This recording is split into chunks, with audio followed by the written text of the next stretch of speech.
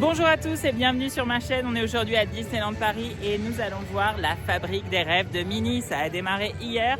Tout le monde attendait une nouveauté, un nouveau spectacle et ça y est, enfin la voici, Minnie en guest star de son show. On va tout de suite le voir ensemble et on en parle juste après. Vous êtes actuellement dans le grand hall de réception, mais dans quelques instants, vous allez pouvoir entrer à l'intérieur de la fabrique. Yes, the Dream Factory is right behind those doors.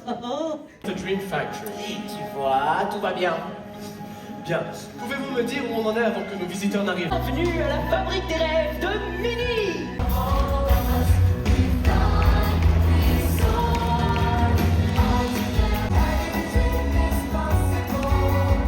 Je sais exactement qui va pouvoir nous aider.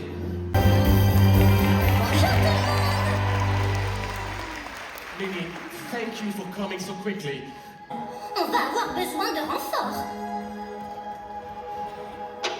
Appel à toutes les équipes. Mission sauvetage des rêves enclenchée. Who's Minnie calling for backup? I have a pretty good idea.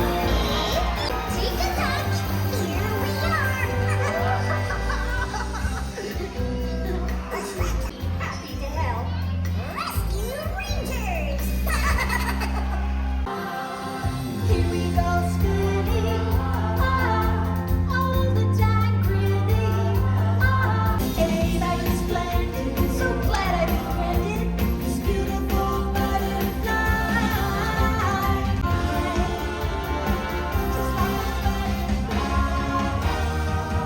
Just like a butterfly. Shake it up, shake it up. Did you want your soul? Say now, shake it up, shake it up. Shake it up. You gotta change it up. And when you had enough, shake it up. So thoughtful, over and over. Dust yourself off. Shake it up, shake it up. You know what my dream is?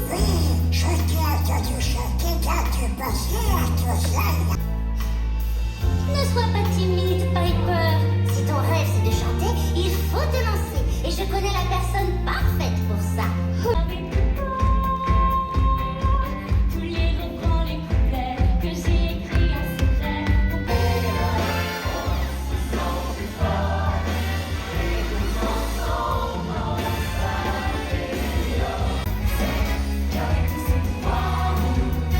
Tous les rêves deviennent possibles.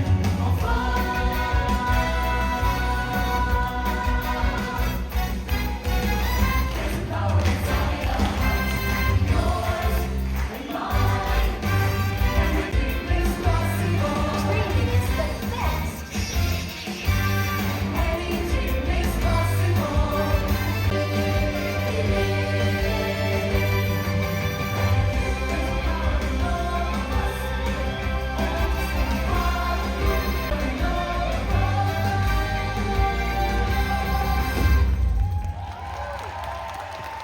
Alors, la fabrique des rêves de Minnie, j'en sors. C'est plutôt pas mal. Je dirais pas que c'est mon spectacle préféré du parc, mais voilà. Alors, dans les points positifs, très sincèrement, c'est très proche du public. Le théâtre est pas immense par rapport à d'autres shows, donc on a vraiment l'impression d'être assez proche, notamment des personnages.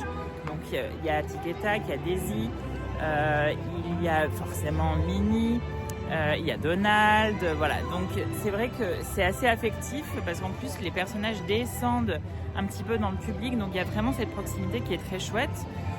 J'ai trouvé qu'au niveau chant c'était vraiment de très très bonne qualité. C'est clairement une comédie musicale, hein, je pense qu'on peut le dire. Ça danse un peu, mais surtout ça chante. Donc ça c'est chouette.